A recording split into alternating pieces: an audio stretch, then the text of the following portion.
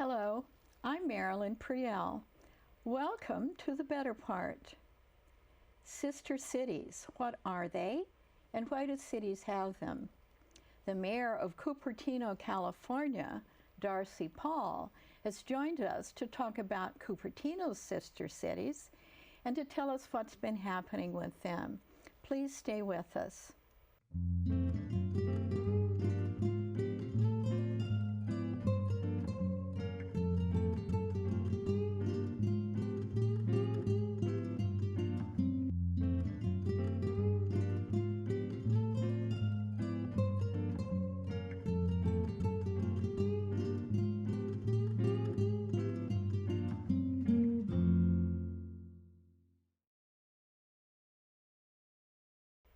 I'm happy to welcome Cupertino Mayor Darcy Paul. Thank you for being here. Absolutely welcome. Thank you, Marilyn. Now, what actually is a sister city? A sister city is a relationship between two cities, generally international with respect to each other, that's formalized and falls under a set of requirements made by an organization called Sister Cities International. And so you've probably heard them referred to in any number of cities across the world and the country. And you might hear, well, Cupertino has a sister city and it's located in a certain location. Well, we have 4 sister cities, and they're located in Italy, Japan, Taiwan, and India. Now, why does a city want a sister city? Well, the sister cities were formed after World War II. And the idea was to foster more international harmony through understanding and various exchanges, with the idea being that if this kind of concept caught on widely enough, then what would end up happening is that we wouldn't have these very deep-seated misunderstandings and deep-rooted mistrusts of people from various parts of the world. And so the sister cities relationships I believe have been quite effective with regard to being able to foster those interconnections internationally. And if you look at Cupertino, our sister cities are pretty well reflective of the demographic that we find within the city itself. Yes. Well, now, how is there a registry that, say, Cupertino wanted to have a sister city? Do they look on this registry? How do you actually seek a sister city? Well, like I said, you would approach the organization Sister Cities International and have an initiation of a process that begins with a memorandum of understanding between the mayors of the 2 cities. And what ends up happening from there is that there are requirements that the organization has for each of the cities to indicate that there is a strong enough commitment to warrant the formalization of that type of relationship. So there are regulations to follow to some extent. Absolutely, absolutely. There are requirements that are formulated by this international nonprofit organization that essentially governs the. And I wouldn't say that they rule with an iron hand or anything like that, but what ends up happening is that the sister cities are viewed as a very intrinsically somewhat complex relationship, and so you do need a good core of people from each of the respective cities to make sure that, for example, things like student exchanges are run well. We have student exchanges at some point or the other in virtually all of our sister cities right now.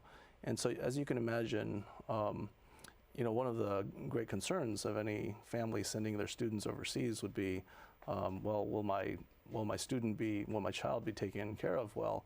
And it would be a tremendous opportunity, for instance, to go and visit Japan or Italy for a week over spring break, but we want to make sure that everything goes well and the kids come back, enlightened and happy and safe, of course. And so what ends up happening is that once the committee gets going, it tends to be a bit of a self-regulating process as well. And so what really happens is that at the very outset, we're just very careful about how we curate the selection of our sister cities. And do you have different agreements with all the cities, or is it a uniform agreement?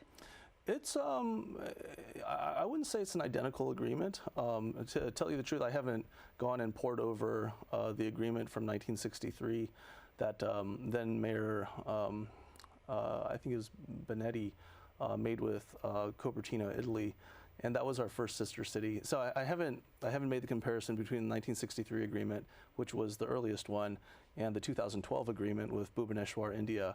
But I think essentially the gist is very similar. We would like to form a sister city bond with the other jurisdiction, and to be able to have adult exchanges, have various business and cultural exchanges, as well as student exchanges to better foster understanding and really broaden horizons, frankly.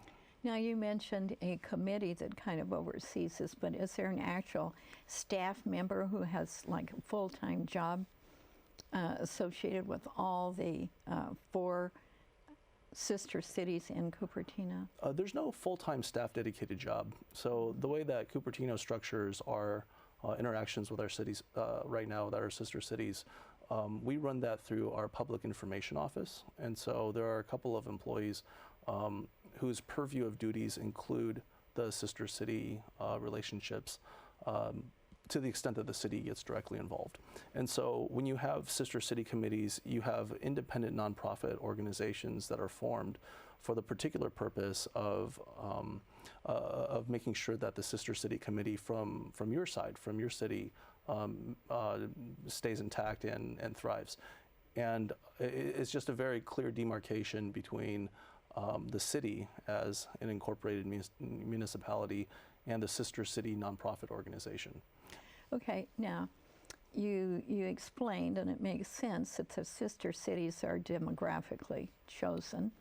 And so I moved to Cupertino in 1967, and I always thought that some fruit farmer in Cupertino probably was from Copertino, Italy, but perhaps that wasn't the case. So you mentioned that you weren't sure how we happened to get Copertino, Italy, but that was, when was it chosen now for the city? The city as a sister city, and it was a very logical first choice. That was in 1963. And so that would have been 8 years after we incorporated as a municipality. Okay. Well, tell us a little bit about that city then, and have you been there yet? Oh, it's a beautiful city, and in fact, between the second council meeting in April and the first council meeting in May, I went to 3 of our sister cities, and so that was literally an around-the-world trip in about 11 days. So I spent roughly 3 to 4 days in each of Taiwan, India, and our Italian sister cities. And Cupertino, Italy, is an amazing place. In some ways, kind of oddly, it reminds me of where I grew up in the Midwest, in the American Midwest. I was born in Missouri and grew up in Kansas. And so when you fly into the nearest airport to Cupertino, because Cupertino is a city of 22,000, you get a sense that it is a pretty agrarian area still. And I would say that the architecture and the overall infrastructure is very similar. I wouldn't say the old style architecture is very similar because it's very beautiful, it's very distinctive. And when you look at the overall environment, however, it is very agricultural. The features of the landscape that are a bit different than the American Midwest that you won't see as much is a lot of olive trees, and you see a lot of vineyards as well. But just a beautiful town. It is very much steeped in history. The history of the area goes back hundreds, if not millennia, hundreds of years, if not millennia, and well, in fact, millennia, because there are a number of artifacts and still existing structures, in fact, from the Roman Empire in the general area. And so, you know, it's a beautiful town. It has about 22,000 people. With regard to the origins of our name, the city of Cupertino's name, when the first Spanish expedition was coming through this region, there was a cartographer whose patron saint was Saint Joseph of Cupertino. And so even though it was a Spanish expedition, by that time, St. Joseph of Cupertino had already been beatified. So on the cartographer's map, he named one of the creeks after St. Joseph of Cupertino. So it was Arroyo, I think, San Jose de Copertino. And so it ended up being a name that stuck to that region because one of the first produced maps, if not the first produced map, had the name of Cupertino on the map. And so it was really fitting about 8 years after our founding as a municipality that we had Cupertino, Italy as our first sister city. So that was kind of the brief history. But as a city, yes, Cupertino, Italy is very beautiful. And were you royally treated? They treated us, quite well. I think it was very warmly treated. They were very, very hospitable in Italy, and you do tend to notice, I think, the different paces based upon the respective populations. So Taiwan, I think, has well over 1 million people. Bhubaneswar is not considered a really huge city in India, but it has more than 1 million people as well. Cupertino, Italy is it's right in the heel of the boot of Italy, and it's a fairly agricultural area, just a beautiful area, and again it's very much steeped in history. Were they impressed that you were from Cupertino, Silicon Valley?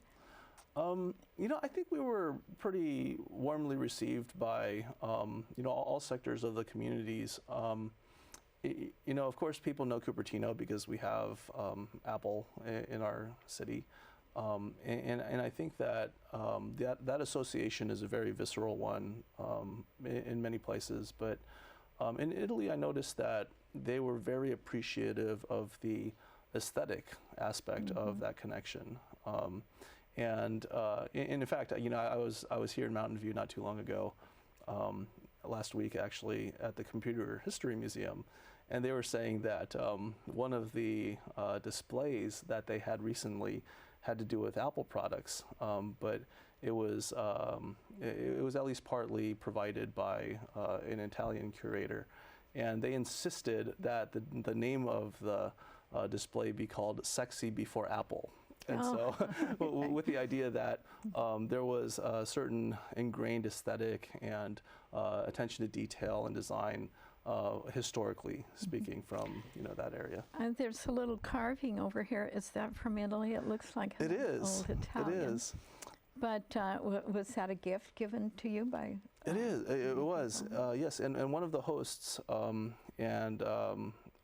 he had showed us through. He hosted us through one of the nearby towns, and so for that region, the Apulia region, Lecce is a very large city nearby, meaning that you drive maybe half an hour and you get to a town of about 100,000 people. So it would be like driving 30 minutes from Cupertino to Sunnyvale. So you get kind of a sense of what the density is like in that area, and so.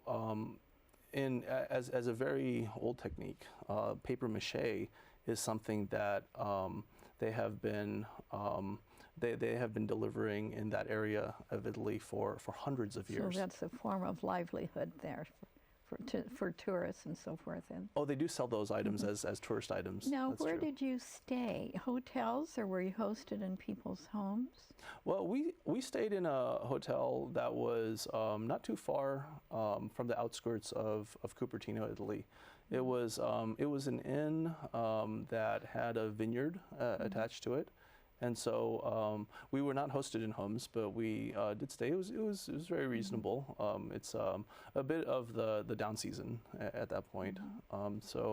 But again, you look out the window and there's literally no development as far as you can see, and you see a very substantial vineyard going out to a gravel road through one of the thoroughfares that lead you into the downtown after a few minutes drive. A little bit like our wine country up north in Northern California, as it used to be a few years ago. It was. Well, now, you didn't make it to Japan, but they've been our sister city for I think they came in after Italy. That's right. That's right. And they've given us the beautiful cherry blossom trees that we have in Memorial Park. And would you have anything to say about our Japanese cities? Well, our Japanese sister city is Toyokawa, Japan, and it was our second sister city formed. And so to get a sense of what the timing was, in 1963 we had Cupertino, Italy, and then 15 years later, Toyokawa, Japan became a sister city.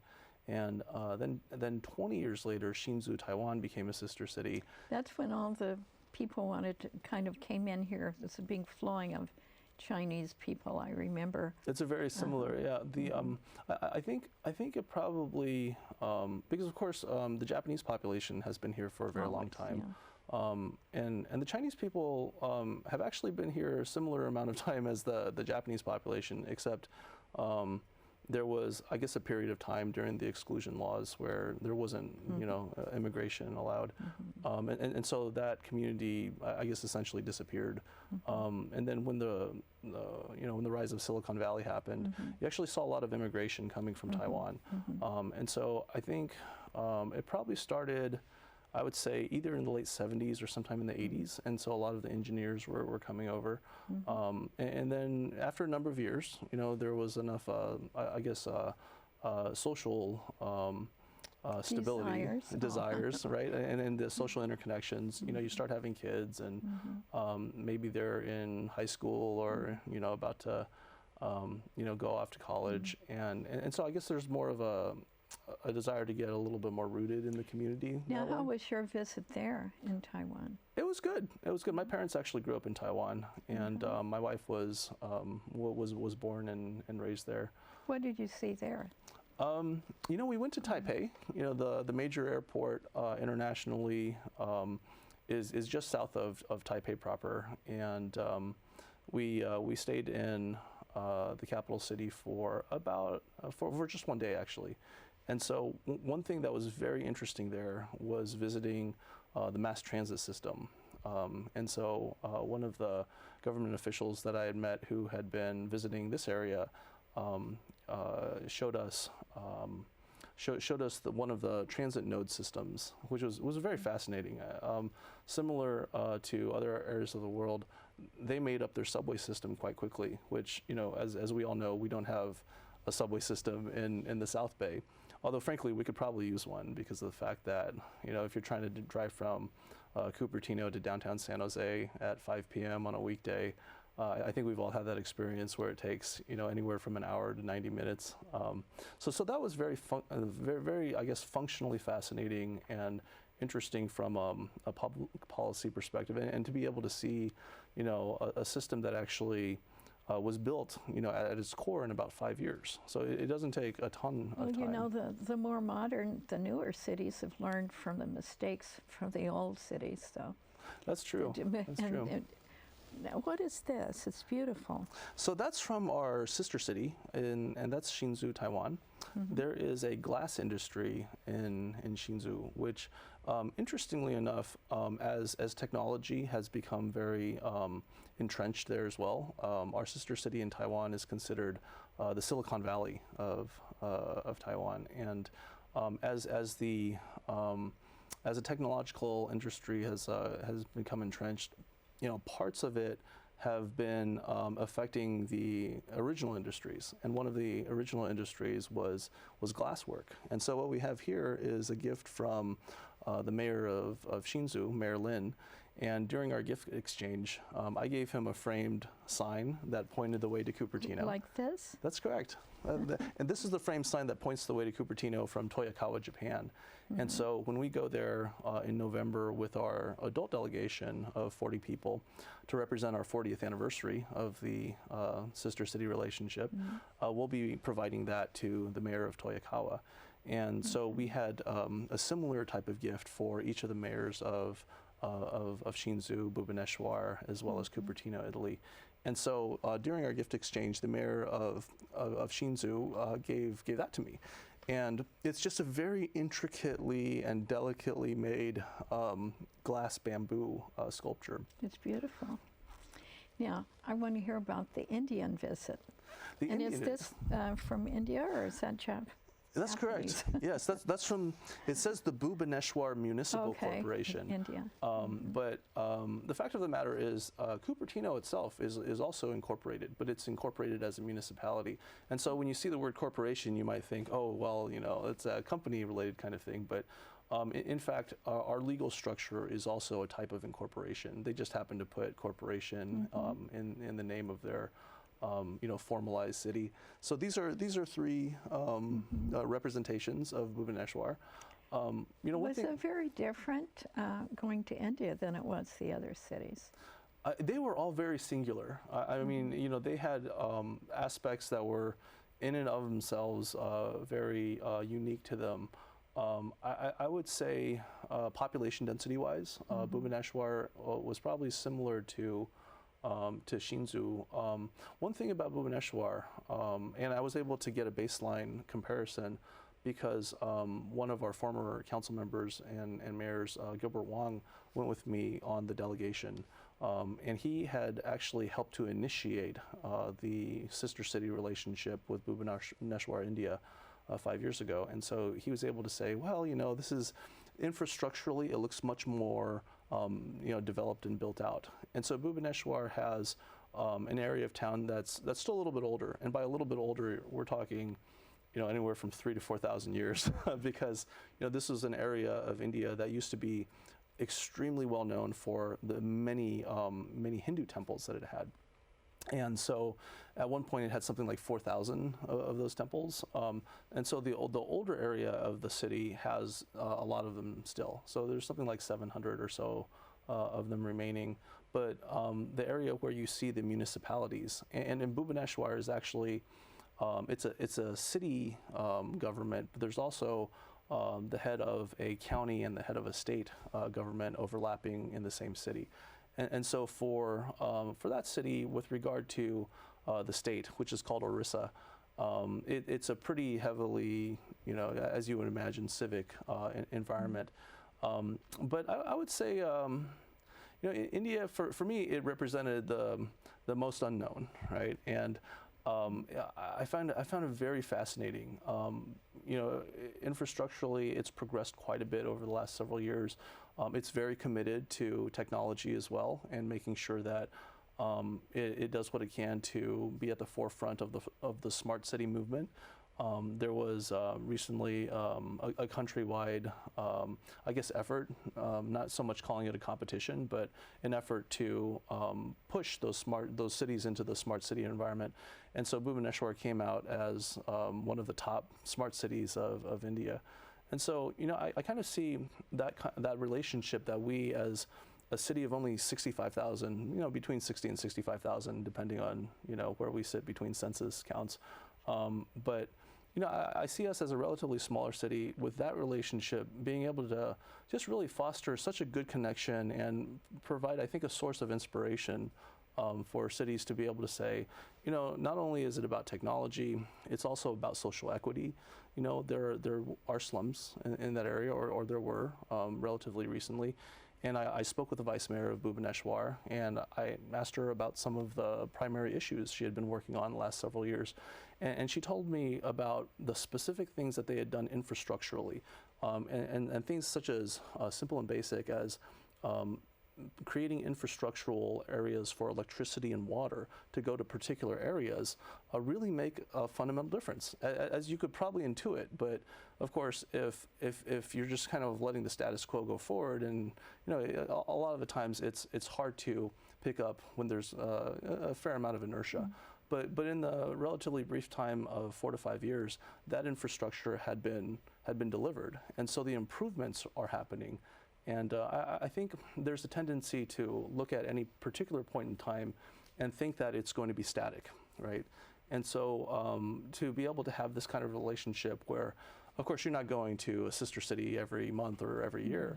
I mean, you're going back and visiting on occasion. But it's really nice to be able to say that, we believe that the interconnections that we're fostering are truly making a difference in various parts of the world. And vice versa. We're learning from other parts of the world as well. And I tell you, it sure beats going to war. Oh, so. my. Do they have any sort of in at all into getting their foot in the door of our industries here in Silicon Valley? Well, I think you can look at the demographic of Silicon Valley and realize that They're already in the door. Well, I mean, they're most certainly in the door with respect to engineers and people in the local industries.